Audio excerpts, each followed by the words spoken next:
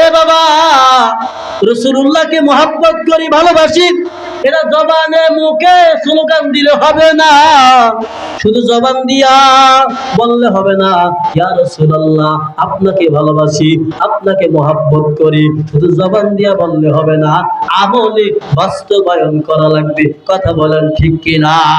এই যে নবীর সুন্নাত, দাড়ি আসেনি, দাড়ি দাড়ি নবীর সুন্নাত, দাড়ি দাড়ি রাখা ওয়াজিব।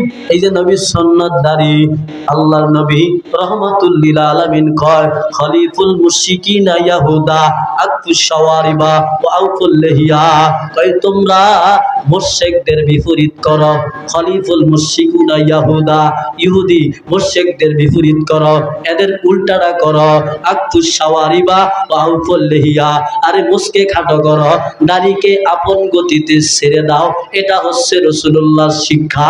জোরে কন্না সুবহানাল্লাহ। এবার নবীর উম্মত দাবি কইরা, মুসলমান দাবি কইরা যারা মুসকে লম্বা রাখে, দাড়িকে কিরিনশিপ করে, এরা রাসূলুল্লাহর কথার উল্টাটা করলো। রাসূলুল্লাহ যা কইছে তা মানলো না। যেই ব্যক্তি রাসূলুল্লাহর কথা মানলো না, ওই ব্যক্তি রাসূলুল্লাহর খাঁটি উম্মত হতে পারে না। কথা বলেন ঠিক কিনা?